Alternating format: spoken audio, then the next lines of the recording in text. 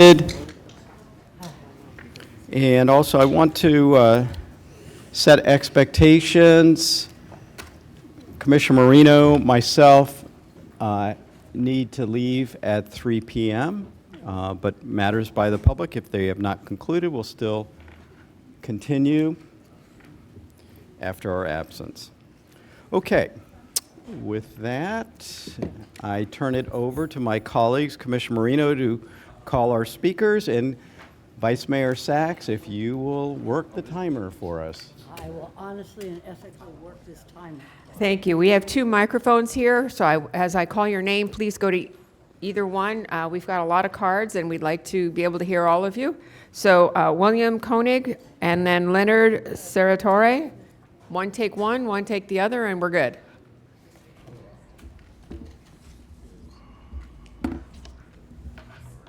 You're recognized. Good afternoon, Commissioners. My name is Leonard Seratore. I was here 2 months ago to expose what I and many others feel is unethical and dishonest behavior in the hiring and promoting of county employees. I have spoken to Commissioner Mac Bernard on this subject in person, and as of this date, nothing has been done to investigate these matters. You have had 60 days to answer, which none of you have done. The taxpayers and employees expect answers, not cover-ups. I also called Commissioner Barnett on this subject, and I had a recording, but they told me I'm not allowed to that, but basically he said he wasn't going to do nothing, he didn't have the time. So it's obvious that you're not going to take down your corrupt employees. It's also my understanding that people are aware of this unethical behavior, contacted their district commissioners, and received no answers at callbacks. By refusing to investigate these claims, you are complicit in the unethical behavior. This brings me to Commissioner Barnett, who was appointed by Governor DeSantis. He was appointed to District 3, where he does not live. The rules state you must physically live in the district, but don't worry, Commissioner Mary Lou Berger openly admitted during a debate she owned a house in the district but resided in Palm Beach Gardens. You can reference Attorney General Ashley Moody's webpage. Keith James also sued somebody for the same actions. The Commissioner and I go back 6 years ago, where I was a seated committee man in Republican Executive Committee. I was also running for County Commissioner in District 7. The night of the REC meeting, Peter Feynman asked me not to announce my candidacy right here in this chamber. He stated Mike Barnett wanted to talk to me. Mike called me and asked me to meet him and Ryan from the REC at the Carolina Ale House in Boca Raton. At this time, he had asked me to drop out of the race, stating I could not win. My response was, you do not know that. Ryan stated to me, you were going for the Super Bowl and never held a political position. And I asked now, what about AOC, a former bartender? Have all you held political positions before? Per the request, I dropped out of the race and never heard from either of them again until 2 years ago. I received an email from Mike Barnett stating to call him in the afternoon. I never replied. I forwarded an email to my friend. You recopied it accidentally. It says, can you imagine this guy, the president of the REC, and his buddy Ryan, told me to drop out of the race 4 years ago, want me to call them after I dropped out and never heard from them again. I find it revolting that you never held a political position, and here you sit after telling me after 6 years ago to me about holding political posts. You have an obligation to get Republicans elected, but you helped the Democrat Mac Bernard to go unchallenged in that election. Basically, in my opinion, Ryan and you threw an election for the Democratic Party so their candidate can win. That's all I have. Thank you. William Koenig, if I'm reading this right, Farms Court.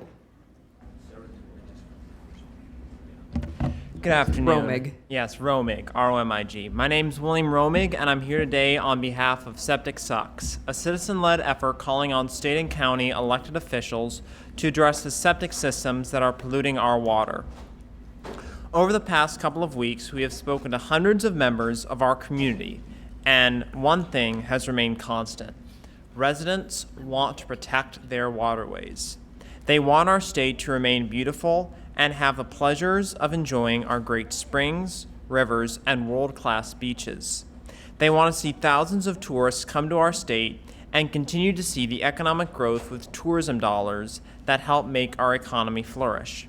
They have learned that the #1 pollutant of our waterways is septic tanks. They don't want to see our dead fish, dolphins, and manatees because of algae growth that leads to red tide. They don't want to hear the tales of small businesses going under because tourists decide to pass on our state for those out wests. As we've spoken to hundreds of people around our region, one thing has become clear. Most people have no idea the environmental danger old septic systems pose to our water, our health, and our state. Our elected leaders should be doing everything in their power to protect the health and safety of our residents. We call on this county commission to work to help residents like Sarah, who want to do their part in keeping our waterways clean by banning future septic tank projects or require that they contain nutrient removal technology, and working with the state government to help fund these replacements and upgrades. The future of our state and our water rely on this work, and we ask for your support to fight for a healthy future. I know I am proud to be born and raised in Florida, and I know everyone here is lucky to call this great state their home. We just need to work together to make sure our children and grandchildren can enjoy this amazing state too. Thank you for your time. Thank you. May I have Dan Dummett, please? Roger Manning, followed by William Ellis and Carla Little Griffiths. You can each take a microphone. Sir? I'm here today to comment on the county's proposal to make certain changes to the road, bridge, and sidewalk that borders John Prince Park on the east side of Lake Osborne. My name is Dan Dummett. My family moved to Lake Osborne Estates in 1957, and I now own my own home on Lake Osborne Drive. My wife's parents moved to the Lake Osborne area from England around 1917, living in tents on property they purchased on High Ridge Road in Lake Osborne Estates. I'm not entirely sure why the county is considering this additional sidewalk along Lake Osborne Drive, but it is adamantly opposed by the neighborhood residents, as evidenced by a recent actual door-to-door survey conducted of the homes along the stretch of Lake Osborne Drive from High Ridge Road to Lantana Road.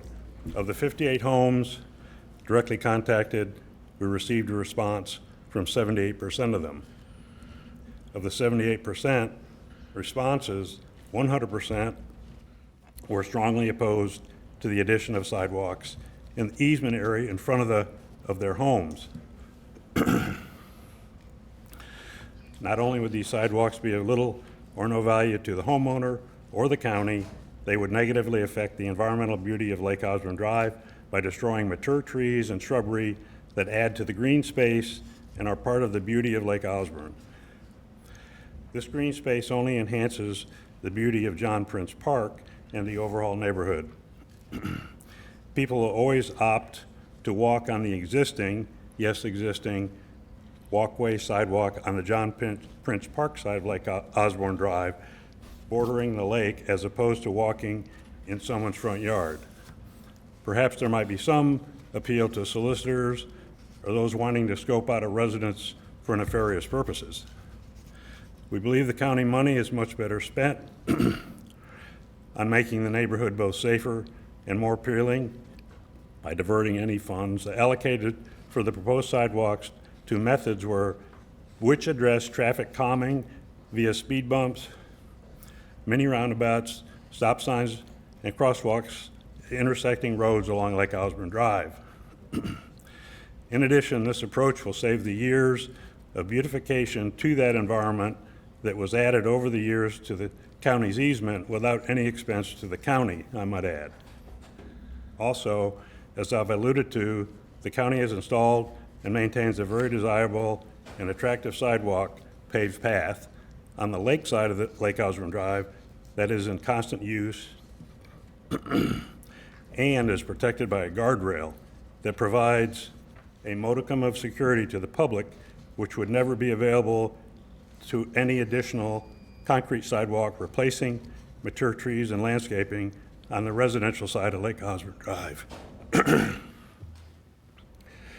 Can I ask you to wrap up your remarks? Your 3 minutes are up. Thank you. Thank you. Sir? Good afternoon, Roger Manning, 5874 Lake Osborne Drive. I'm speaking on the same subject that Mr. Dermott is also. So good afternoon, Mayor Weiss and commissioners. I'm here today to ask for your help to preserve the look and feel of the south end of John Prince Memorial Park. I'm referring to the replacement and modification of Bridge PB 934354 and the removal of the wooden walk bridge that extends along into the sidewalk, asphalt walk from Lake Osborne, Lantana Road, up Lake Osborne Drive, from Lantana Road to Lake Worth Road. Most of you know the history, but the park was a vision of the former county commissioner, John Prince. After his discharge from the U.S. Army, Prince returned to Lake Worth to continue his career as an engineer. He worked several years for the Palm Beach County Engineering Department and in 1934 won a seat on the Palm Beach County Commission. He served for 17 years and was chair from 1945 to 1949 for what is now District 2. Mr. Weiss, honorary Mr. Weiss, that was your district, of course. At that time, there were no time limits. To his credit, though, a combination of persuasive political arm twisting and land donations between 1937 and 1941, the county acquired nearly 1,000 acres, 625 for the land and 335 acres for the lake. The area from Lake Worth Road to Lantana Road is all residential with 30-mile-an-hour speed limit. The remainder of the area, Lantana Road to the south, Congress Avenue to the north, and Lake Worth Road going west is 45 miles an hour and predominantly commercial. The wood bridge removal and the modification of a new bridge will be taking away the park feel, and after speaking with people that use the bridge hundreds a day, hundreds. I live right there at the bridge. No one can believe that they're taking the bridge away, this wooden bridge, and building something like this. I respectfully ask that you consider taking a closer look at this project before adopting it. I know your team has standards, but one shoe doesn't fit all. And I believe that John Prince would rather see a wooden walking bridge around his park than this asphalt. It's not a good, no one that I have spoken to, no one has said that they said, why are they taking this bridge away and putting up a concrete bridge? The bridge should stay as it is or be not modified. That's what they say. Thank you. Thank you. Your name, please? Hi, my name is Natalia William, and we submitted the comment cards in order, but I guess they called us out of order, so I'd like to start first and Carla, if that's okay. You are? Natalia Melian. Okay. Thank you. I am here today along with several other residents of unincorporated Palm Beach County. We are expecting an update on any progress or new direction regarding the 6 areas of concern noted by Commissioner Marino on January 10th, 2023, here in this room. What is bona fide ag by statute? Landscaping, commercial recreational vehicles, code violations and implementation, collection fees, a moratorium, and the 2019 codes. In addition, there were 2 issues which the board agreed wouldn't be investigated and addressed over the next 2 months, with a report filed and reviewed by March meeting. Neither item has been readdressed or mentioned at the February meeting or on today's agenda. The code changes that were made in 2019 and are not conducive to the agricultural rural way of life.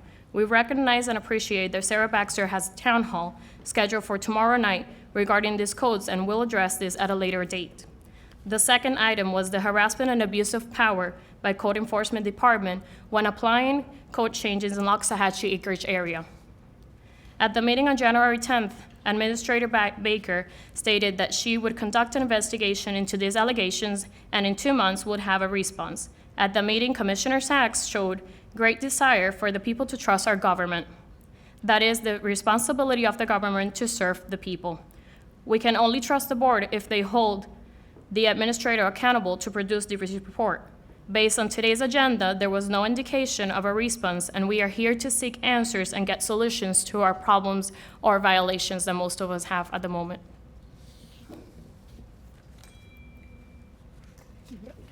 And your name is? My name is Carla Little Griffiths. Okay, thank you. I would like to quote Commissioner Woodward from our January meeting stating, "Hopefully the stores would improve." Well, we are here today to tell you they certainly haven't. In fact, it's gotten worse. We would like to bring new complaints of retaliation to the board since the January meeting, most of which have occurred within the last 30 to 45 days. Some of these items at a glance may sound reasonable until you actually go to the properties, observe for yourself, or look deeper into each specific situation. Homeowners have been cited for the following reasons, to name a few. 1, citation for excessive vegetation. The yard grass had palmetto trees and sable palms in their natural state. 2, citation for debris or waste containers visible from the street. This home had a Home Depot bucket in the front yard, but since they were citing them for something else, they added that to the citation for the bucket as well. Citation for outside storage of materials. The materials were being used to build a permitted storage unit on that property. Citations for too many cars parked in the driveway. There were 8 cars. All the cars were operable. They had valid tags. The owner explained that clearly 2 of the vehicles were for workers at his home that day. One of them was a Comcast service guy. The second was the lawn guy that was mowing his lawn for that day. The owner was told it didn't matter and received the citation. The owner then questioned what happens at Thanksgiving when they have company or family over. And at that time was told that it doesn't matter, that if there's more than 7 cars, it is a violation, and also took time to tell him that new codes are coming your way. This statement in itself is incorrect because even with your current codes, there are exceptions and time requirements that must be met. The owner had to go to the code enforcement office to fight the citation, and then it was finally removed, but the owner had to take time out of his or her day to go through the process.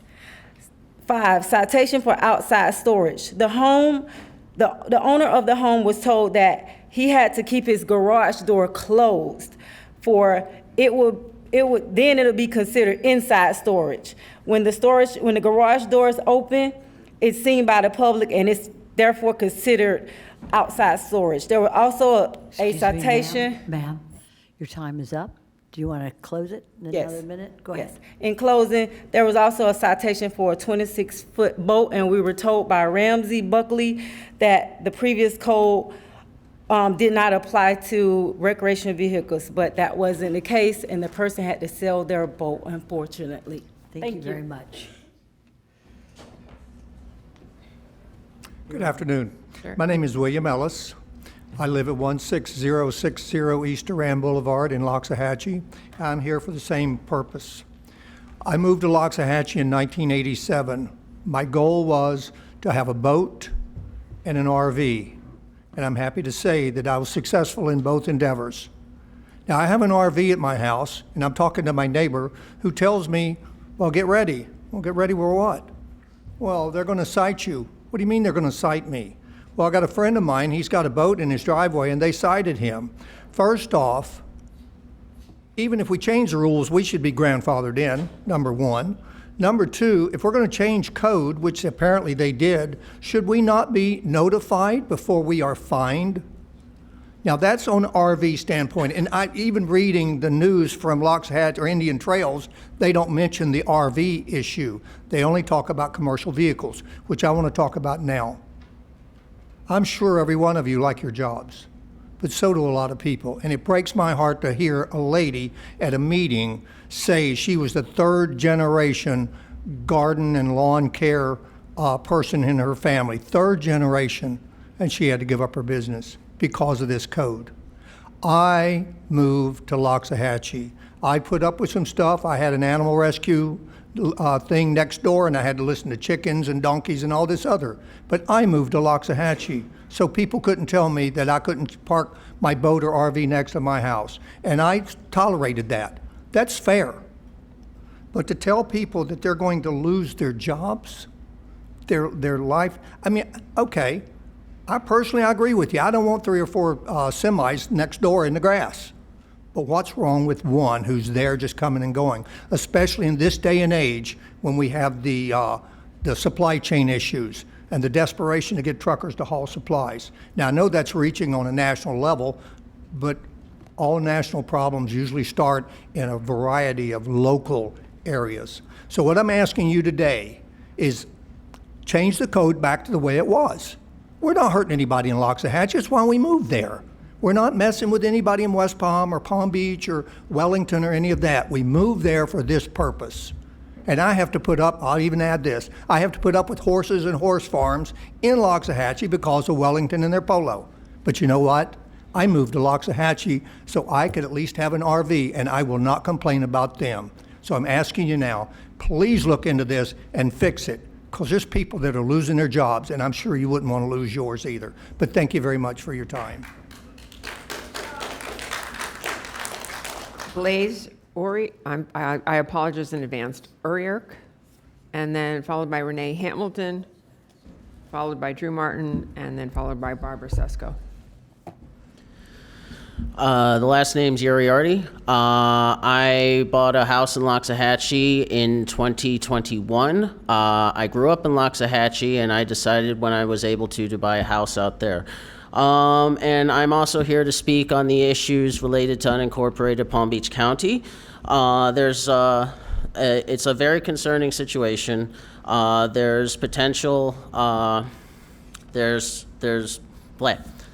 Actually, I'm going to start from the beginning. So, Section 23 of the Florida Constitution says every natural person has the right to be left alone, free from government intrusion into the person's private life, except as otherwise provided herein. And all of us in Loxahatchee have located out there because we desire that right to privacy. And because it's a constitutional issue, the county commissioners have a duty to enforce their rules and codes in the least odorous way possible to the citizens. We don't have HOAs out there, and that's the way we want it. We don't want to be an HOA community. Furthermore, I want to talk about the actual enforcements of these new codes. There are issues related to potential abuse.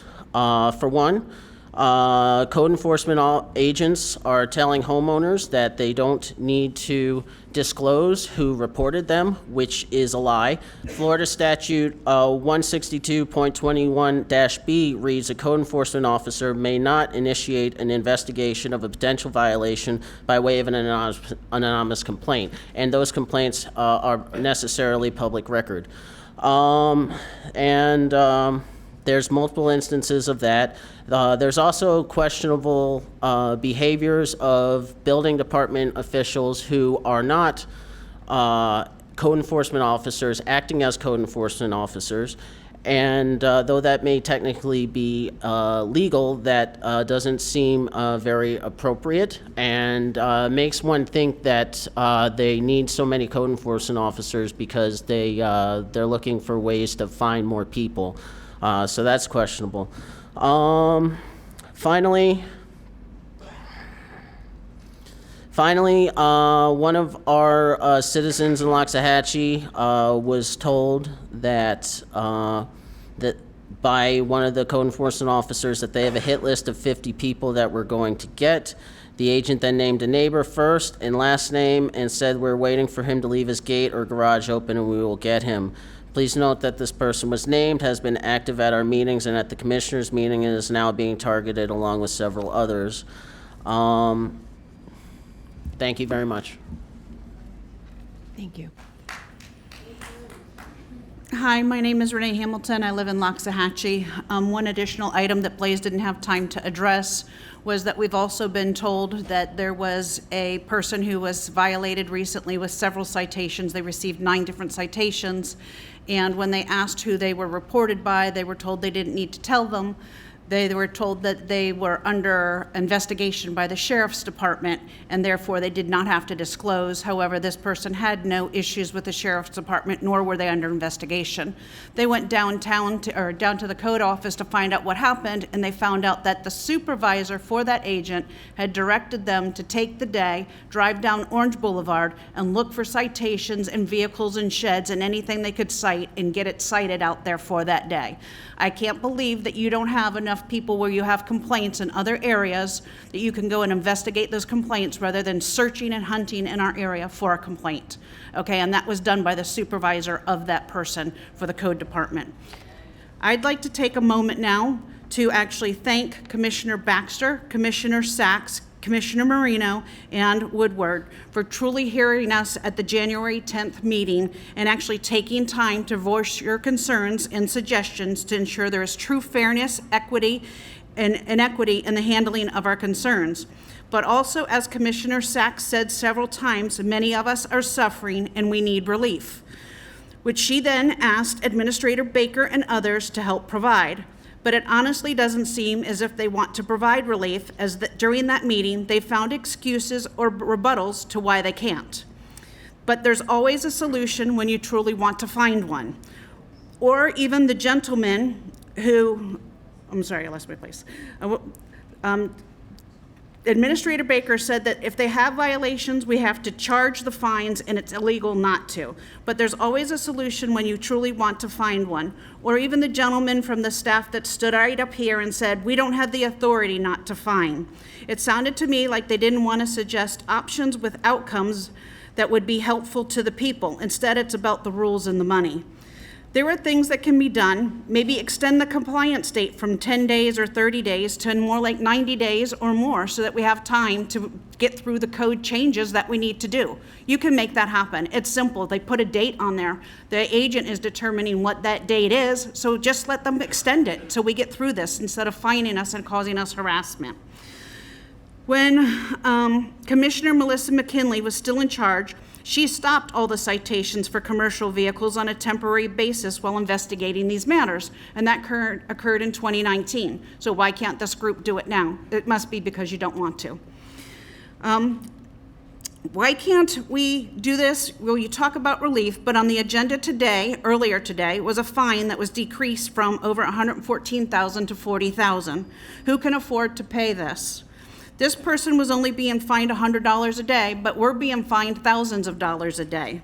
Your own attorney said there may be options that could help provide relief. What are those options? Have you looked at them? Have you implemented any?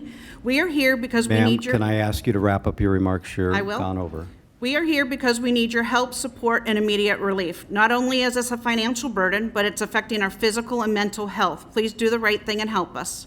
On a final note... Thank you. On a final note, let it be known that we are here because something has to change. Thank you. We will continue Thank you, to fight ma'am. for our property rights and our Excuse rights me. to make a living. We will continue to form our Ma'am. neighbors and grow our group as we are adding new supporters daily. You cannot intimidate us or harass us into submission. So if this board truly wants to work Ma'am, towards an I'm asking you to amicable please- outcome and I'm build asking trust you with to the please people, conclude your please take remarks. action today and stop you- code enforcement from maliciously harassing us until code changes resolutions can occur. It's been way too long. Okay. All right. We're going to bring order back to this meeting.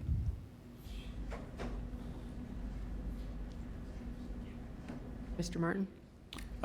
Drew Martin. I'm here on behalf of the Loxahatchee Group of the Sierra Club. I want to say first that we support the idea of keeping the footbridge at Lake Osborne. It seems much more conducive to the nature of a park to have a footbridge rather than forcing people onto sidewalks, and removing the greenery. So I hope that there's something that maybe Commissioner Weiss or Mayor Weiss could look into that since it's in his district.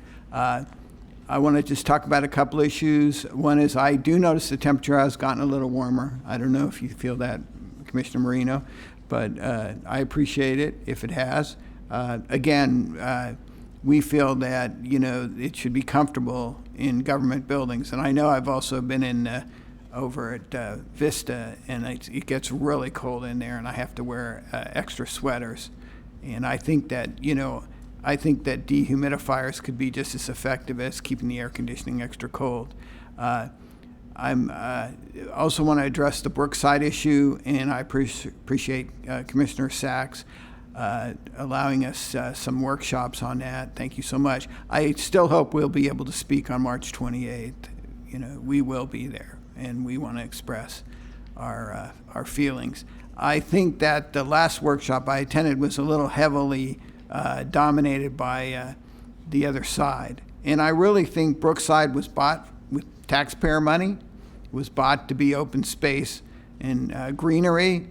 If the current landowner doesn't want to farm, then he should sell, or she should have to sell to someone who wants to farm, and not be allowed to, raise the value of their property and be allowed to develop on that.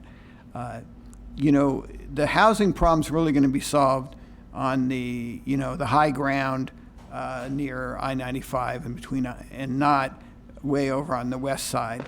I did notice that there was an article about the potential of high-speed rail on Okeechobee Boulevard. I think that's interesting. I don't know how well that would be used, but I definitely think that cars are definitely, we've got a real problem of traffic.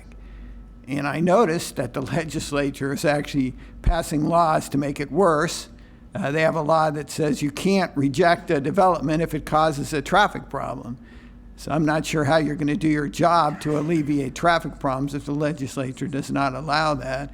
I assume your lobbyist up in Tallahassee will be objecting to that. God knows if they'll have any effect. It seems like, from my experience, and I was in Tallahassee on Thursday, even my reps are afraid of the leadership. And I don't think that's how government should operate. I think that the reps should be able to represent their constituency. Thank you for your time. Have a good day. Ms. Susko? Barbara Susko, 7164 St. Andrews Road, Lake Worth, formerly District 2, now District 3. I'm mainly concerned here about voter integrity. If we don't have fair and free elections, we don't have anything. And I heard this week that Florida is withdrawing from ERIC. That's a step in the right direction, because they were loading the voter lists with all kinds of people that had left the area or were dead or whatever, and it just made it more difficult to clean the rolls, which is, of course, what some people want.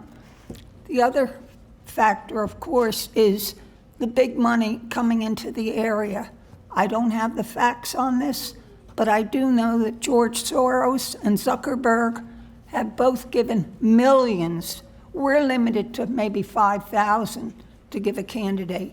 They give millions to provide these voter boxes that people can leave their ballot in. There's no real safe chain of custody in that situation. And I tell you the truth, I wouldn't even trust the people sitting there monitoring it. Nobody can be trusted because so many people lie and cheat today. So we really need to stop these individuals from, pouring money into areas so that they control the elections. And of course, in many of these places, they're helping elect terrible people, as in New York, Chicago, wherever, electing terrible DAs who don't have people put up bonds. They just get out, no bail. It's lawless. Our country is going down the tubes, and we've got to correct these things. So here in Palm Beach County, we can do one very important thing, and that is to stop any of these individuals from dumping money into our county, making it sound like it's going to be much better, but it certainly is not. Thank you for your time. Thank you. William Coakley, followed by... Excuse me, we don't have shows of either appreciation or if we disagree with somebody, that we don't have that happening in chambers. Thank you. William Coakley, followed by Jean Rivera, Oscar Montoya, and Patricia Testa.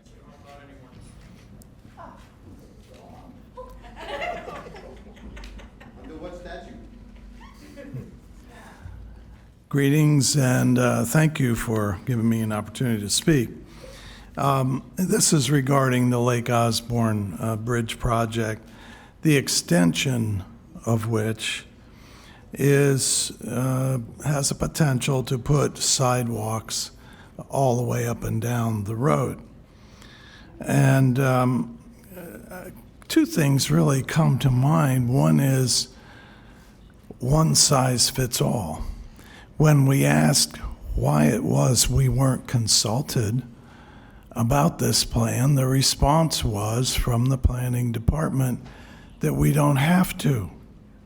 That isn't provided for in the ordinance. The second thing is that it reached the planning stages and now we have to react to you. And we are hoping that we can get a voice at the table and bring some reasonableness to this, because we've taken care of that easement for 70 years. And the idea that the streets within Lake Osborne, which are residential, where you see people on the sidewalks, you know who they are, there's their car up the street, so on. That's probably 80 to 90% of the traffic on those streets, but Lake Osborne Drive is way different. It's got 2 yellow lines up and down it. There is probably 90% of the thousands of cars that are on it a day are transient. And at night, it brings in the security issue, because we have drug deals practically nightly. We find paraphernalia, needles, clothes sometimes when they park across the street. And my concern is that now it looks as if they want to bring that from 90 feet from my front door to 30 feet from my front door. So I would appreciate some review of this. Maybe there's a provision for a variance of some sort, I'm not sure. We're not a retired community, we're a working community, so I'm all for any conversation we can have on it, and I'll end my comments early. Thank you. Sir? Hi, good afternoon. My name is Oscar. I am a resident from Losahatchee. I am here for begging you, please help the people in Losahatchee, help the community. We right now really in a strong moment. We're in truckers and some of models, the business down there, we're ready in recession. We almost love our job, not for the reason throw away, but for the reason of the market. We ask help at least key over there to get some kind of help, at least to don't find any yard. I got some pictures over here in Losahatchee. You can find the police, a lot of stolen truck and computer, and this week and last week, over 50 truck have stolen in the yard. In the last meeting in January, I see one guy over here read something in paper, and that guy, I don't know if someone paid, he was architect. That guy don't live in Losahatchee, and that guy say he don't want commercial vehicle over there because he want kids say the child and the people down there. I want to ask in that moment to that person, he gonna help me to take care of my child, to take care of my neighbors? Well, see, he want to help me. He maybe try to pay for my taxes and start to help me because, see, I am a truck driver and I go to home. Who gonna take more of my shower in that place? I want to ask, please help. We need the help. The person, basically, you represent the government. You represent the people live down there, and we ask help from you because we almost broke. Thank you. Thank you. Jean Rivera, followed by Patty Testa, Vanessa Bentley, and Scott Lewis. Good afternoon. Speaking on behalf of the residents of Loxahatchee, and I ask in the participation, not just the inertia, but for you guys to get involved and participate in the deeper issues that is happening right now.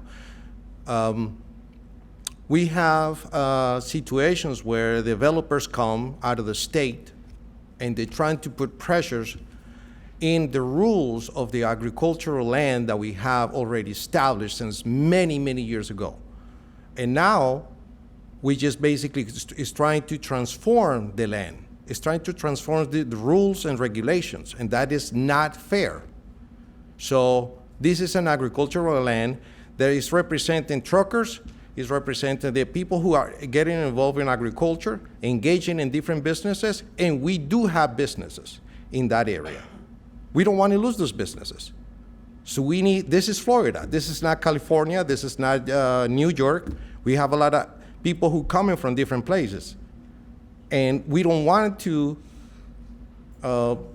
because of the pressure of development, yield to these kinds of lobbyists who comes to change the rules and regulations that we already established in these areas. That's all, very short message. Thank you. We have two podiums, so please line up at either one. Patty Testa, followed by Vanessa Bentley. Excuse me 1 second. Commissioner Baxter, you're recognized. I just want to confirm the date. We are workshopping this coming up next week, I believe. Next Thursday. That's what I want to, so I want to make sure everyone knows this is being worked on currently as far as we are looking at it to come to some resolution to help everyone, which is why my town hall is this Wednesday, so it was before the workshop. Now, I am a little disturbed to think that anyone would in the future be afraid to come speak publicly for fear of harassment afterwards. And I think we should maybe consider something that's beyond reproach and investigate, and I would appreciate it if we could work with some of the people here and get some names and numbers and really look into it, because I don't think anyone should be afraid to come to us and speak on any level or get harassed for doing so.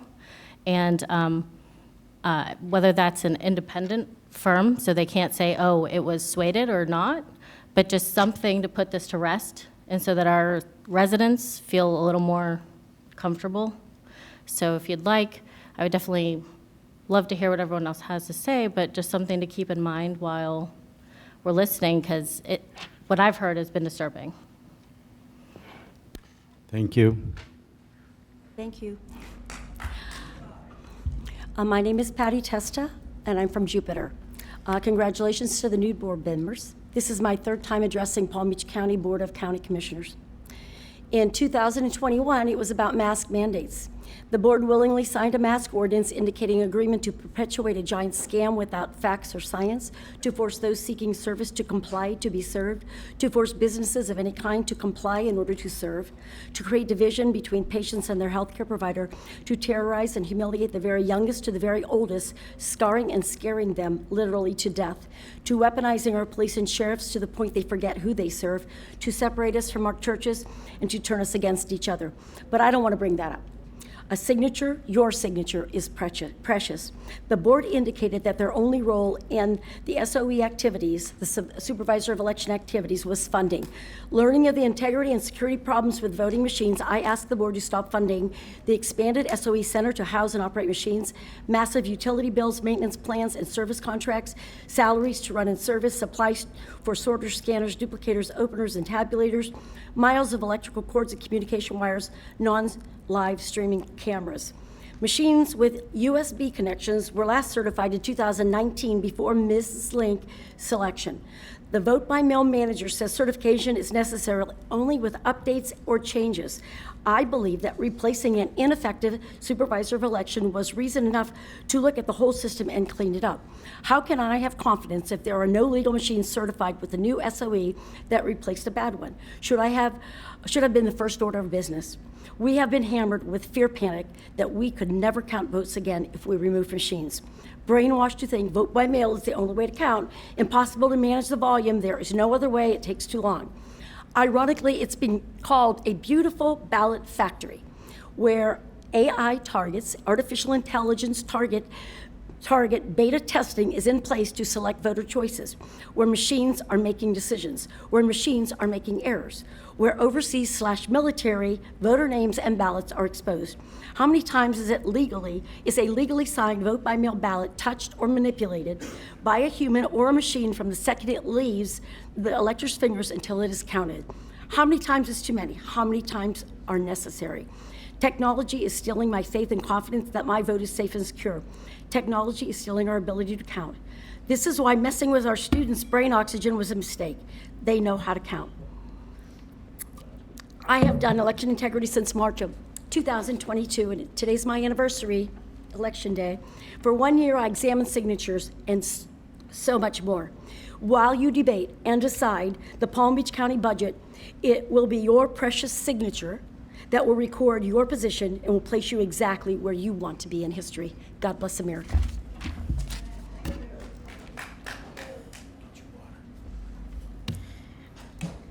Good afternoon, Mayor Weiss and County Commissioners. My name is Vanessa Bentley, and I'm here to discuss the Lake Osborne Drive over Lake Bass Canal Bridge Replacement Project. My husband and I own one of the 2 homes that will be directly affected by this project, so we really have a vested interest in the complete plans once they're finalized. First, the proposed sidewalks on the east side of the road are an unnecessary expense. While we have been informed that sidewalks are always added when improving roadways, we would argue, as other people have here today, that the Lake Osborne Estates is a unique community where a one-size-fits-all standardized approach is not appropriate.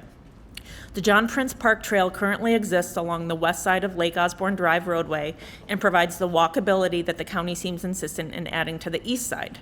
This trail also provides increased safety for pedestrians and cyclists of all ages because it is further off the roadway.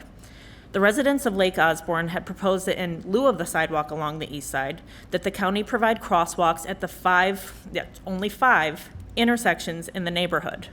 We feel that this is a more than reasonable compromise to the current design, but that it has fallen on deaf ears.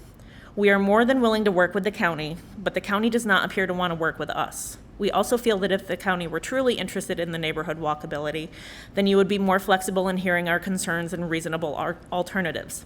It would be remiss of me not to note that we're not just coming to you with our concerns. We have been presenting different solutions for the past year that just keep getting thrown to the side. We also feel that if anyone on this board actually lived in our community, that you would feel the same way. But because you don't, and maybe some of you do, I could be wrong, it's easier to just say, well, they're just complaining and this is how we do things. I cannot express enough to you how frustrating it is not to feel heard about something that will impact us, like me personally, and the entire neighborhood long after you're done with this project. Second, we are concerned with the extent of the road and bridge expansion and how it will negatively affect our driveway, our sightline, and the safety when pulling out of our driveway. The raised bridge will create a tougher angle for us to be able to see oncoming southbound traffic. I cannot tell you how many vehicles speed over that bridge, as well as the entirety of Lake Osborne Drive. Tangentially related to this concern is the fact that we will be losing all of the mature landscaping that currently exists along our driveway, which provides a fantastic layer of privacy between our house and speeding traffic over the bridge. We will also be losing a large chunk of flat fenced-in green space, which is slated to be replaced with, you guessed it, concrete. Third, we have yet to receive clarification on just how much of our front property will be taken by the county. This whole process has been confusing for us, and we feel that the project managers have been less than transparent and that none of our concerns are being adequately addressed. The homeowners along Lake Osborne Drive have a vested interest not only in our own homes, but all of our neighbors' homes as well.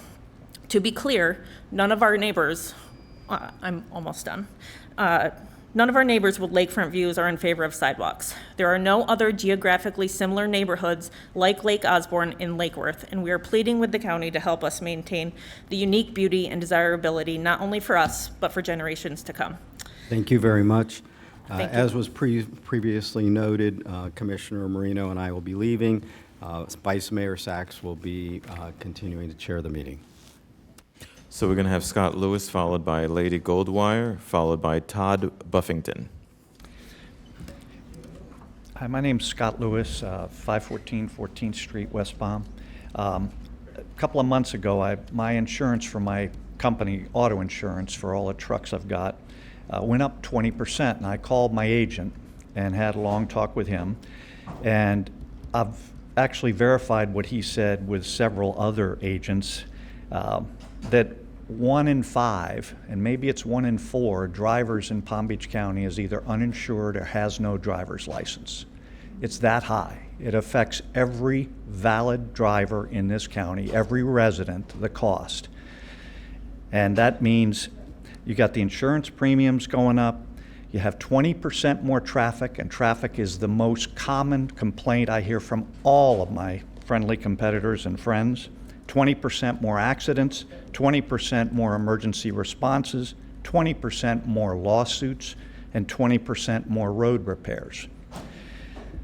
There's an answer to that, and you're coming up in your budget cycle. You can direct the sheriff to enforce laws that are on the books now. And that affects all of us. It affects you all when you drive to work. It benefits all the business owners in the county and all the legal drivers in the county. The cost could drop dramatically. It'll take a year for the insurance industry to recognize the drop, but you get an immediate reduction in traffic accidents, emergency responses, lawsuits, and road repairs. You raise your mass transit ridership. You've got a possible big revenue source for the sheriff for ticketing people that are driving illegally. There's an example of how you could do it. I'm not talking about disrupting everybody coming into the cities during the day for work, but think about if you did it at 4 o'clock in the afternoon when people are heading home. You set up roving teams of sheriff's deputies that have tow trucks with them so that you're not letting someone get back in their car and drive home with a ticket when they don't have a license or they don't have insurance, and they have to face up to what they've done. It might take 20 or 30 sheriff's deputies and staff and admin to do this if they did it 2 hours a day on weekdays. The impact would be enormous on the whole county. And I'm not just talking about costs. And you all know how many complaints you get about traffic and road system failures in the county. Imagine if 1 in 5 drivers was gone, cars off the road, all right? That would make a massive impact on all the things I talked about. So you got less accidents, less injuries, less traffic, less lawsuits, cost savings, and you just got to enforce a law that's already on the books. Thank you very much. We have Lady Goldwire, followed by Todd Buffington, followed by Meredith Hope. Good afternoon. My name is Lady Goldwire. I am here today as an advocate for my son, first and foremost, and as a staunch advocate for the resurrection of viable mental health care systems for the residents here in Palm Beach County. I want to take a moment, first and foremost, to thank some of the employees here at Palm Beach County. Specifically, I don't know her name, and I don't want to start crying. Her name is Marcia. She works for Palm Tran. My son is mentally ill, suffers from schizophrenia. Sometimes I don't see him for weeks at a time. This woman who drives the bus, she knows what our situation is, and she grabs him, she gives him water, he looks forward to the visit, and sometimes it's the only report that I have that he is okay. And I don't know what you pay your employees. I don't know what their aptitude is each day, but for someone to take the time to do something like that while on their 9 to 5, I think it speaks to the administration and your leaders. And I just want to say thank you. And if somebody could find her and tell her thank you for me as well. Jerome Golden closed its doors 2 years ago, and it simultaneously opened the entire county out to a figurative bleeding of our mental health resources. The ripple effect has been devastating, and I don't know that there are many things that can unite us all. As of late, there seems to be no shortage of things for us to fight about, however, but mental health, it isn't one of them. Mental health, it transcends race, religion, sexual orientation, and political party. It's the one thing that we can do collectively and do right, irregardless of where we land. Community and healthcare for professionals working in tandem with adequate resource is key to posing a solution to this crisis, a crisis that has been exacerbated by post-pandemic traumas that one way or another have had its impact on us all. I am here to request the following: that this body consider developing a task force or an advisory board that can explore the current state or lack thereof of mental health resources. The ones that we have are simply not working. I'd like for you guys to make consideration for CITUS and funding for a wellness center that would be dedicated to stabilization and continuum of care of mental health patients. If you break your leg, you know it takes 6 to 8 weeks to heal. These people have brain disorders. My son is on his 46th admission. And he's sent out the door in 3 days and asked to do well. It takes one person who's suffered a mental health disorder almost 2 years to recover from it. Without Jerome Golden, South County simply isn't enough. JFK simply isn't enough. We need a stabilization center for them. I think it's something that works for us all. I have one last statement, and I'll go. I think our LSCWs or our LCSWs go off to college. They extend themselves for graduate level education only to be compensated as prominent and uber-engaged members of our mental health provider dynamic for less than $45,000 a year after taxes. The half-cent tax, penny tax worked before. I don't know if we can apply or come up with something else so that we can get our mental health system in place and in order, but we live in one of the best counties on the planet. We're wealthy, we're rich in so many ways. I think if we restore our mental health system, we'll do so much for so many of us. Thank you. Lady, just real quick, lady. Yes. Thanks for being here. Don't make me cry, Mac. You know, I know we've had phone calls regarding your son, and I'd love for us to set up a meeting with the leadership of the healthcare district. And in regards to mental health, that's something that the healthcare district is looking at, and we look forward to working with the healthcare district to really try to find a way to where the county and the healthcare district will address this major issue in the county. So I'm looking forward to it. So let's do that, all right? Yes, sir. Thanks. Thank you. So we have Todd Buffington. Hold on, Commissioner. You're recognized. Thank you. Could we also get, she had referenced the Palm Tran driver. I would love to recognize that Palm Tran driver. If we could find out who that is, please. So we have Todd Buffington, followed by Meredith Hope, followed by Kristen Mondo. Hello, Commissioners. Thank you for your time today. I'm Todd Buffington, and I'd like to share some charts created by statistician and pattern recognition expert Phil Evans that show results from last year's Palm Beach County primary election. We've also provided a handout for you if you'd like to follow along. You may be familiar with the statistical law of large numbers, which states as more results are added to a population, the cumulative average will get closer and closer to the mean. We see it demonstrated in this chart on page 2, which shows what normal election results should look like, and that the average should vary more in the beginning and flatten out around the mean as you have more results added. However, what we see in the following, or CVR or cast vote record analysis, is a much different scenario. Page 3 shows results from our District 23 primary races, where 5 candidates' charts follow this rule and 2 do not. On page 4 is shown the 99.99% confidence interval, another law or formula of statistics which predicts the outcome with 99.99% confidence based on an initial sample set. In other words, there was a 1 in 10,000 chance the results of this race would fall outside of the red outlined area. What we see is this 1 in 10,000 possibility happening again and again in many races in Palm Beach County. You can see it happen on page 4 in the District 23 primary for Joe Budd. His end result was 2 points above the 99.99% confidence interval. In the District 22 primary, the next page, Joe Francisi's share of the vote ended up almost 6 percentage points higher than the confidence interval. Again, a 1 in 10,000 chance that would happen. In the Democratic Senate primary, Val Demings ended up with over 87% of the vote, more than 2.5 percentage points higher than the upper limit of the confidence interval. Again, a 1 in 10,000 chance of that happening. In the Democrat governor primary, Charlie Crist received almost 70% of the votes, 8 percentage points above the upper limit for the confidence interval of 62%. Again, it was predicted that his votes would be between 58 and 62% with 99.99% confidence. Even obtaining 63% had a 1 in 10,000 chance of occurring, yet he received nearly 70% of the vote. The next page shows it happening again in District 23 Democrat primary for Moskowitz, the chosen winner. Again, his share ends up outside of the area predicted with nearly 100% confidence. So that's 5 Palm Beach County races. Given each had a 1 in 10,000 chance of happening, there is a 1 in 100 trillion chance of this happening 5 times in one election. 1 in 100 trillion.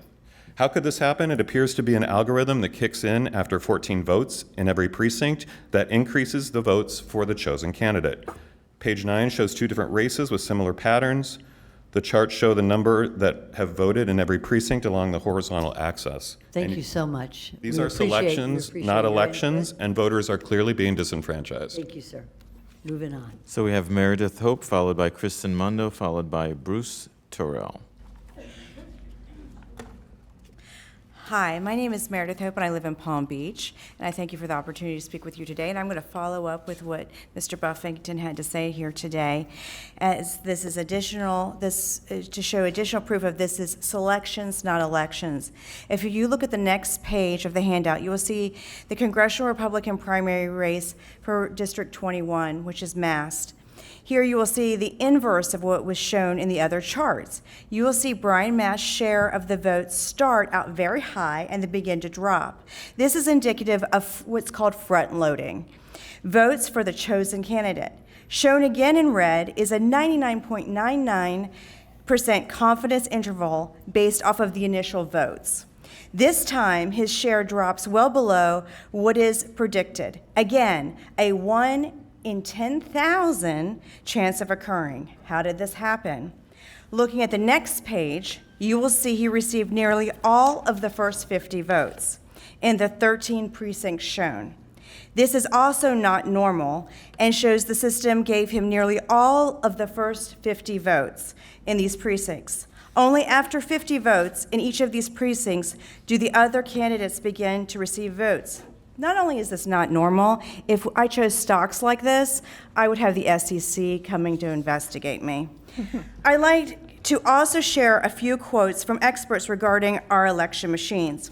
As to them being certified, Clay Parrick, Army cybersecurity expert with 9 years of experience as one of the only security testers for the voting system test lab, has stated he was only allowed to do basic compliance testing. Why? We have to ask why. And was not allowed to test the standards used by the DoD. I spent my career in the DoD. This would not be acceptable. I would have been fired. He found many vulnerabilities quickly and easily within 5 to 10 minutes, and sometimes in as quickly as 2.5 minutes. This obviously is not secure. While he identified and reported hundreds of vulnerabilities in our system here in Palm Beach County, No corrective, I repeat, no corrective action was taken, and the voting systems were certified. Hundreds of vulnerabilities, and they were certified. In addition, no machines are certified to the standards newer than 2005. Lots has happened in technology since 2005. Despite the many advances in technology in the past 18 years, also of concern, these machines are given to public officials with zero cybersecurity background. So again, it appears the systems are designed and set up to be vulnerable. Jake Stauffer, a former cybersecurity analyst with the Air Force, is one of the few who looked inside the ES. Let's summarize. I will. He's looked inside the ES&S and DS200 tabulators, which is what we use here in Palm Beach County, and I quote, "What we found, it was staggering," is what he said. Staggering, multiple vulnerabilities that could allow an attacker to get in to the highest levels of the system. Thank you so much for Thank those. you. Thank you. So we have Kristen Mundo, followed by Bruce Farrell, and Jeff Blongino. All right, thank you. Oh, could you reset the clock for me, please? You're on. Could you please reset the clock? Sure. Thank you. Good afternoon, and thank you for the opportunity to speak. My name is Kristen Mondo, and I live in Palm Beach Gardens. I am compelled to speak here today because of the evidence supplied by Mr. Buffington and Ms. Hope. You have been shown statistical anomalies that simply do not and should not exist unless there's been some sort of manipulation. These anomalies in our very own voting data should not exist. That is powerful. And what's more powerful is that we know they exist. And by doing nothing and taking no action, we will continue to allow them to exist.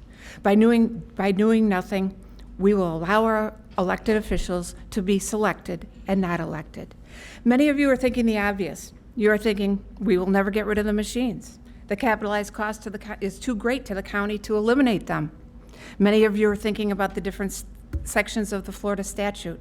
I know because I think about these things as well.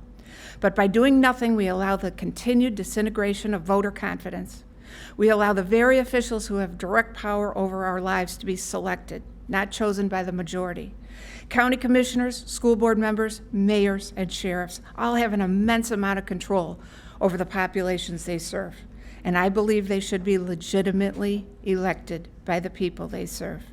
My proposal is that we challenge the status quo.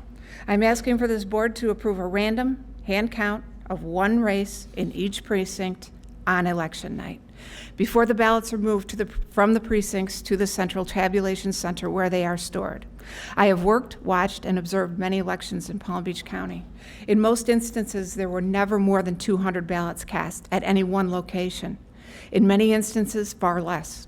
A team of two could tally the results for one race in their precinct and report it to an appointed board member. If the results differ, we, the public, and you, the board, will know without question that something must be done. In Collier County, Florida, a proposal is being considered to hand count every presidential race from 2024 forward.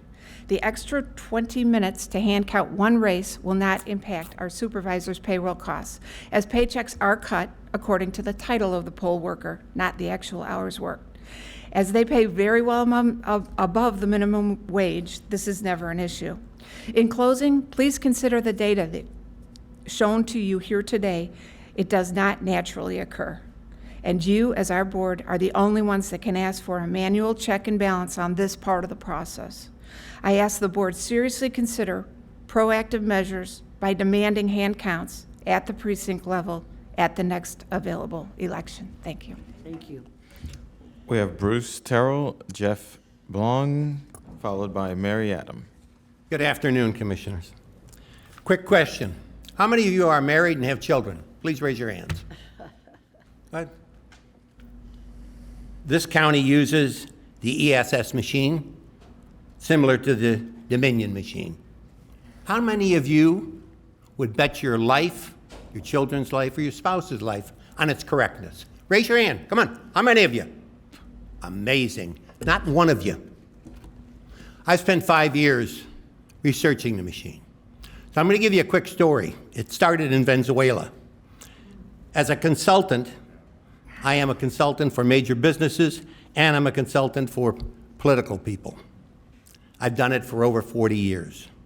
I was asked to go to Venezuela several years ago on business. When I went there, I'm flying in at night, and I look, what a beautiful sight on the mountain, all lit up. I mean, gorgeous. Asked the guy next to me who lives there, I said, what's all that? He says, oh, that's the poor people. We give them electricity so they don't come down and basically riot. I said, well, why don't you do something else? Why don't you try to educate them? He says, we're not ready to do that yet. Now I'm going to ask you something. You're holding a snake. That's what Venezuela was doing. They were holding a snake. And for years it went well. Until somebody let go of the snake. And what happened? They got their ass bit. And they died. Venezuelans poured into South Florida by the hundreds and thousands, didn't they? Why? Those were the rich people that thought they could last, just like you people sitting up there. All of you. You think you got it made while you can use the machine. The machine works well for you while you're there. When you're not there, it's not going to work well for you. It's time to change the machine. It's time to go and put it back the way it was. Get the hand ballots, because you're all going to get bit. It happens. Happens all over. Look what's happening now in South America. Look what's happening to us on the border. In other words, no matter where we are, it's closing in on us. And if you people think that you're going to last, well, I'm here, I'm great. You got another thing coming. Thank you very much for your time. Thank you, sir. All right, we have Jeff Blanc. Buongiorno. Buongiorno. As in good morning. Buongiorno, As in followed good by morning in Italian. Hi. Mary Adam, followed by Joseph Lobianco. Can I get a reset there? Because you were talking. Si. So I'm Jeff Buongiorno, Gulfstream, Florida. I was one of the candidates that was mentioned in Todd and Mera this presentation. And I'm an IT cyber expert. I own a Microsoft Gold partnership for over 20 years, and I have over 100 IT certifications. And I've been working with actual forensic images from it's Coffee County, Georgia, and 2 other counties that are currently in litigation. I can't divulge at the time, with some of the military members, some of the brightest in the cyber field that were mentioned. Clay Parker is one of them. I delivered at CPAC on the 4th a national crisis. We have an election infrastructure problem. It's more than just machines. The servers and Dominion and ES&S are both built to fail. We have an excerpt. You guys have a copy of this deck. I hope you take a few minutes and look at it. It's about 19 slides. We have an admission of guilt in a discovery that came out in the Dominion versus Fox trial. And they said that our stuff is just riddled with shit. They said it, their words, not mine. And I'm going to show what could have gone wrong on this forensic image that I've attained and that over 500 hours of work has gone into. So we ran a scan, and we came back with 3,700 pages of vulnerabilities. Unbelievable. The word corruption comes up if you search in the PDF 8,448 times. The word vulnerability comes up 22,000 times. It shouldn't come up once. We do managed services, my firm, and you don't want to see one page. You want to see 100% perfect. Now, my 7-layer cake OSI model. Okay, there's 7 layers. And I don't want to blame the software companies. Everyone's the mainstream media won't have me on because I'm saying the word Dominion and ES&S. There's 7 layers. There's vulnerabilities at all 7 layers. The top is the icing on the cake. That's what the end user sees. That's Dominion and ES&S. But the problem is in the other 6 layers as well. Dominion and ES&S, birds of a feather flock together. It's the same basic architecture and infrastructure. Many of the same programmers, mostly Serbian, work on both. Okay, so we found these, we found actual admissible in-court hacks, okay? Anti-forensics set to true. That's an explicit action. That's to mask forensics. What we did, time stomping. This is like when you freeze a dead body, so you want to hide the time of death. That's what they're doing. It goes on and on. I'm running short on time. What we have here is proof. This is admissible in court. We know it's a true copy of the server. The FBI, a server from FBI.gov, hacked in. Now, whether bad actors took control of the FBI and went in, or it was the FBI, but we do have other evidence of the Department of Defense. Now, there's a lot of technical stuff here. We need to defund them. You guys are warned. If you don't do anything, it's maladministration and malfeasance. We have the goods. We need to get an image of Palm Beach. Give me Signor today's Buongiorno. image. Give me today's Finito. image from the 14th. Thank you, sir. And let me look at it. I'll do a scan. We'll know in 10 minutes. Next, it's all go there. right up We know ahead. how to Go do right it. ahead. We have, Thank you. We have Thank Mary. you. We have Mary Adam, followed by Joseph LoBianco, followed by Deborah Ferris. Good afternoon, Commissioners. My name is Mariette Adam de Villiers. I'm a resident of Lake Osborne Estates and the president of its Civic Association. Today, I'm here with a few other residents to speak about the Lake Bass Bridge project started in 2017. It was not known to the community until June of 2021. I happened to start asking questions about ownership of the seawall connected to the bridge and a future interest in creating a dock. I was advised by the engineering department that a new bridge was being designed and at 65% completion. It impacts on my property and driveway. Those impacts were noted by the engineers department, and I would be provided with a proposal. 9 months later, March 2022, without notice, county workers came on my property and that of my neighbor to put wood sticks. Those sticks came at close proximity to the walls of our house. The engineering department was contacted, and we agreed to let this happen and then meet in person with the project manager, at which time we conveyed our concerns. By modification of the bridge, it will impact the very essence of our property, create danger for us exiting and entering our home. It will cause for damage to our personal property. For the first time, I received a design plan dated May 2020, almost now 2 years old, which was not provided when I first inquired in 2021. We noted the bridge was not being replaced, but it was being modified, widening the road, elevation of the bridge, deletion of the wood pedestrian bridge, placing residents to walk alongside of the traffic and destroying a landmark in the community. It's a block of concrete and a design that is not in alignment with a 70-plus-year-old community. It took another 8 months to get a response from the county engineer to say no changes were being made and that was that, they would proceed, now November 2022.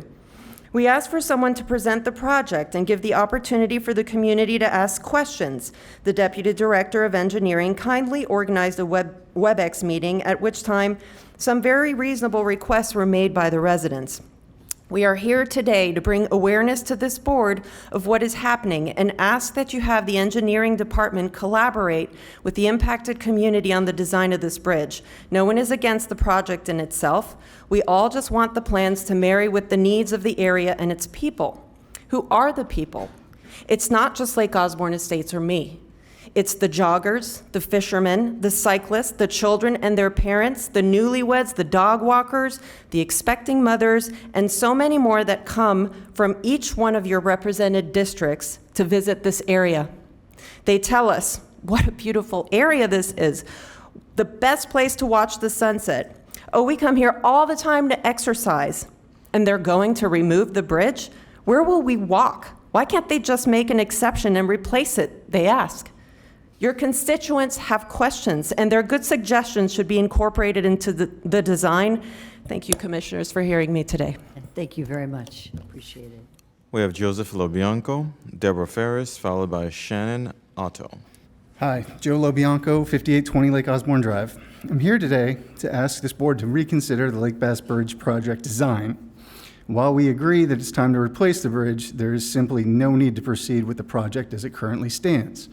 We have tried to express our concerns to the Engineering and Public Works Department and Mayor Weiss, but our concerns have been ignored.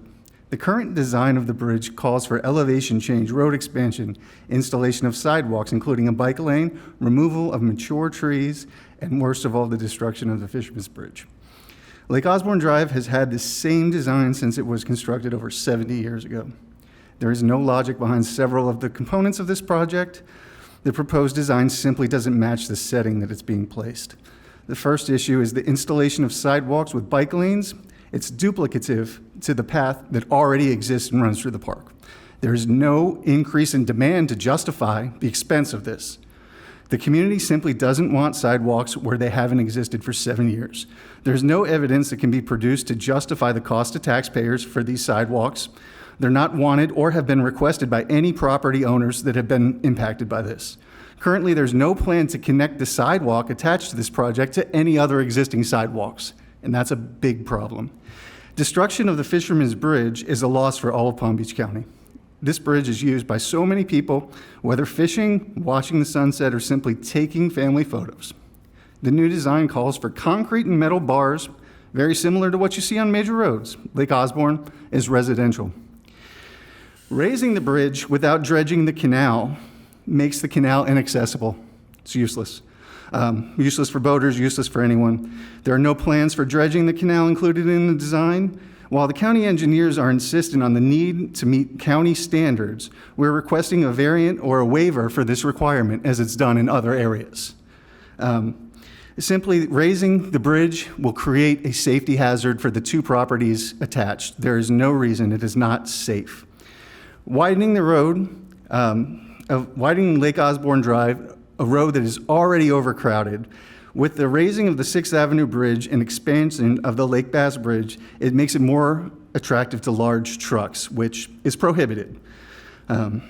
We have been taking care of the right-of-way in this area forever. The county has abandoned these areas, but now they want to dictate to us what can be done in this. This approach is not, it's not fair. We are asking for your help to make these needed changes before any plans advance further. We want to be partners in this process, but we want to preserve our properties and our neighborhood. Thank you. Thank you, sir. We have Deborah Ferris, followed by Shannon Otto, followed by Jane Justice. Good afternoon, Commissioners. Thank you so much for your service. My name is Deborah Ferris, and I live in Boca Raton. I'm here to tell you that I am of ancestry Chinese. I was a Venezuelan citizen, still am, and now I am a naturalized American citizen. And this is a wonderful country. I am so grateful to the United States. But I can tell you that what I see happening in this country, we will become Venezuela on steroids because our most precious right is being subverted, and that is our vote. So I am here to ask you, to exhort to you, to please do everything that is in your power to protect that vote. And I am going to suggest 3 measures. The first one is hand counting ballots. The second one is 1 day of voting, 1 holiday. It has been done in other countries, it can be done here. And the third one is vote by mail, restricted vote by mail, only those that are medically necessary and only the military. Please protect our vote. My public confidence, my confidence in this election is severely eroded. What I see happening here is mirroring what has happened in the countries that I have left, which are ancestrally China, Panama, Venezuela, and Mexico. There is nowhere else to go. So please protect our vote. Thank you. Thank you very much. We have Shannon Otto, followed by Jane Justice, followed by Karen Ho. Good afternoon, Commissioners. I am here also today, a very concerned voter. Because your team has high standards, I expect that you're going to return our country, our county, and our country maybe, lead the way in our state also to simplify our voting and correct our voter registrations. Hand counting is an easy thing to do, right? We have done it well before Al Gore and Bush hoodwinked us into thinking that we can't vote any longer by hand. That was at the point of 224 years. At that point, we had been always hand counting, right? I mean, it was just normal. But after Al Gore and Bush, after that election, we were hoodwinked into thinking we can't do that anymore. So we need to just go back. How about making, like Debbie said earlier, how about making our voting day a holiday? If we're so concerned and we want to make sure it's fair for everybody, why don't we make it a holiday? Now I have to say, this county and our city have made some holidays on their books for their commissioners and for their council members that should never be holidays, like Juneteenth or something like that. Let's make it for every single person that they can get out there and vote, and it's just the standard. Why not? We're here in America, we can do that. And I do agree that we need to restrict our voting back to our soldiers and to voting, absentee in that way. I also think that we should notarize. It should be a little more than a signature, possibly. We can all think about that and decide. But I also want to say, my husband and I went up to the Palm Beach County Supervisor of Elections one day, and we were asking in writing for the CVR, the cast vote record. And when we drove up, it was kind of interesting. We drove up, we parked in our parking spot, and it was amazing. We both saw the same thing. So about 100 miles out from the building, and there was a camera up there, there was this box, and it was a ballot box. And there was a man there, and he didn't speak any English. And there was a man that walked up, my husband and I both saw this, we walked up, and he had 7 ballots in his hand. And my husband and I, without even speaking a word to each other, we just saw it. He parked, we got out like Starsky and Hutch, we walked over and said, whoa, whoa, whoa, whoa, whoa. What are you doing? You can't just turn in 7 ballots. Whose are these? And the guy who didn't speak much English couldn't even be seen by the camera up there because he was under this tent, says kind of in his broken English, which is fine, but said in his broken English, oh, you can put a couple in here, whatever, and then you can go over there and put the rest in the building.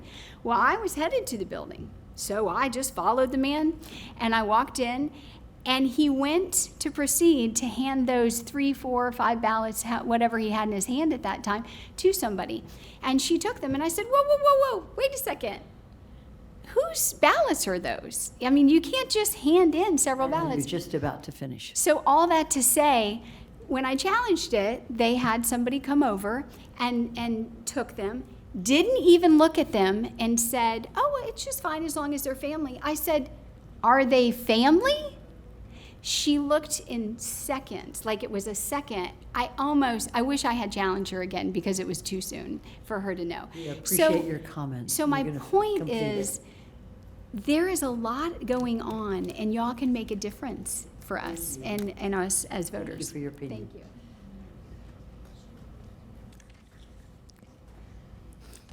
Good afternoon. I'm Jane Justice from Westlake Worth. Congratulations, everybody, on their new offices. I want to thank you for lending an ear to these very solemn testimonies and ask you again for hand-counted ballots. They worked for over 100 years, and 1 day for voting and verified overseas military ballots. We're spending $33 million a year for a lot of waste and confusion. Compelling testimony. This is what the day calls for. This is your time to shine, and you need to do the right thing. To add to the many testimonies, videos, books, and movies verifying voter fraud and many integrity issues across the country, we here in Palm Beach County have also found that the elections are subject to the very same corruption, and from firsthand experience of many co-patriots, not at all transparent. We, the people, are armed with the truth. The government has become our enemy and desires to eliminate, dismantle, confuse the electorate by robbing us of our posterity and, most importantly, our freedom. Here is the proof. The EPA on East Palestine, Ohio disaster, missing in action. Millions of illegals flooding across the border. Foreign nationals, terrorists, and drugs to murder our children, some 100,000 a year here in this country. Depletion of our reserve oil. Thousands of Americans left behind enemy lines in Afghanistan on purpose, and all the American weaponry left behind enemy lines. And then move us into a manufactured war with a corrupt country, Ukraine. A manufactured climate crisis to confiscate even more wealth. our government behind coming food shortages, blowing up food processing plants across the country, underage children being encouraged to mutilation and transgenderism, and hatred of this country, woke ideology right here in Palm Beach County. I've seen it. Radical political judges, weaponization of the IRS and the FBI, public education. Here we have chemical warfare, COVID theater, and medical martial law taking place in the last couple of years. Innocent, patriotic Americans held behind prison bars right now from the orchestrated setup insurrection of January 6, 2020. Yes, the globalists are seeking to destroy us. And yes, we are counting on you to do everything that you can. We all know we are losing elections by design. These are the further proof to the citizens of Palm Beach County and across the country that the election process is yet another orchestrated theater. I am here to beseech you to take immediate action and use the vote to get rid of the voting machines and have one-day voting and verified military ballots. We can do none other, or we are all going to go hungry. This is going to happen. Thank you. Thank you, ma'am. Go right So we ahead. have Karen Ho, and followed by the last card by Lawrence B. Silver. Thank you. Commissioner, good afternoon. Thank you for listening to me. Thank you for taking out time to listen to the public, voice out their opinions. My name is Karen Ho. I live in 9174 Chianti Court. I own many houses, as I came in many times. $65,000 property tax I pay all over the county. Now, my property, one of the property theft that I had to endure, and I report repeatedly to Florida law enforcement, City of Boynton Beach, Palm Beach County Sheriff. I'm getting nowhere because they keep saying it's civil matter, it's civil matter. It's not civil matter, it's criminal matter. Dade County took the appropriate action, Broward County took appropriate action, and they assigned appropriate more money to the inspectors to deal with this property fraud cases. So I did research and I presented to the sheriff's office, Boynton Beach office, and guess what? They have no idea what's going on because it's not shooting, it's not rape, it's not breaking the glass, something that's visual. This is something that's not visual. I own the house. This is a D2 at 100 Villa Lugano. I own the garage, and this is I'm paying mortgage on the property, and this is acknowledgement from the perpetrator, criminal. Acknowledge they don't own my house, but Palm Beach County recording the deed for them without adding the condominium.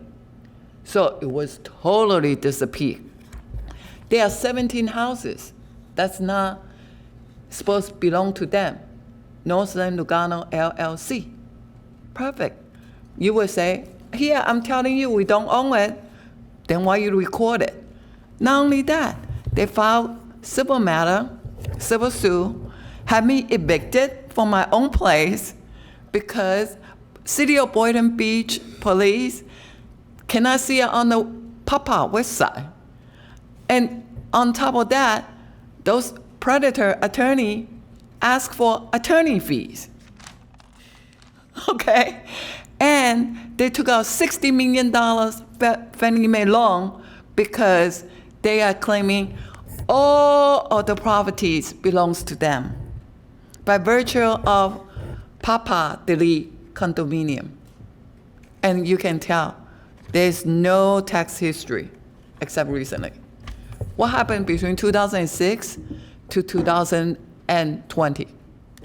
So I'm still paying taxes because my mortgage company asked for it. Thank you very much for your attention to this matter. Thank you very much. And appreciate it. Thank you. I would say if we can find a opportunity for people to come and workshop. I'm an accountant. I'm also fraud auditor. Last time you were here, I think I requested you come up to my office. I'll get you help with the Legal Aid Society, okay? So make an appointment with my office. I don't know what district, it doesn't make any difference. Let's see if we can't help with the legal aid. Now, we're going to go on. I don't want to take any more time for this gentleman, but definitely come on up and see my office, okay? Thank you so much. Sir, go ahead.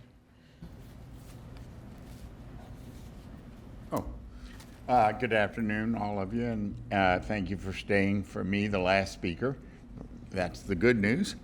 I'm here in support of all the people that have come to talk about the Lake Osborne Drive corridor, which runs from Lake Worth Road to Lantana Road and is bordered on John Prince Park. And this is definitely a residential area all the way down there. But yet we have trucks, we have semis that cut through there, even with the no truck signs and so forth. And they've raised the 6th Avenue Bridge, which goes over Lake Osborne and goes over Lake Osborne Drive. And that's a good thing because trucks were getting stuck underneath it. However, it just allows, if there's no policing of the situation, then we're going to have more trucks and more problems. And now the idea of putting sidewalks right next to a road that has dangerous drivers on it. I happen to live on the street too. I've had cars end up in accidents in my front yard on numerous occasions. I've helped people out in the street who I thought was dying from motorcycle accidents and such. The kind of driving that goes on there is horrendous. And if we add a sidewalk right next to that, when there's this wonderful path over in John Prince Park, I think that it'll be changing the nature of the neighborhood and it'll be hurting the community and it won't help John Prince Park. So I'd really like it if we could get the county commissioners to help us put together the traffic department or the road construction department along with John Prince Park and the various neighborhoods, Rollo from the city of Lake Worth and LOECA, who I heard speaking here today, and put them all together in a working committee of some sort so that maybe we could come up with some good suggestions that would work. I heard several of them today. The fact is that with the recent infrastructure bills that have been passed in Washington, D.C., which I'm very grateful for, and we want to fix our country and fix our roads, but we have to do it in a smart way. And I know Commissioner or Mayor Greg Weiss has helped us and will continue to help us, but I'm asking the rest of you to help him help us so that we can get this problem solved in a community fashion rather than just a top-down issue. Thank you all. Thank you, sir. Perfect timing. Thank you, Madam Chair. That was the last public speaking card, and then there are 5 non-speaking cards, and they are all on the code issues, code enforcement issues. Okay, ladies and gentlemen, I think this concludes this portion of the County Commission meeting that deals with matters by the public. I want to thank each and every one of you for being here today and letting us know as your public officials what is it we can do to help you. And I encourage you to continue to be involved in your local government because each and every one of us really cares to take care of all of you. Thank you so much, and at this point, we are adjourned. Thank you. I have one last speaker. I'm sorry.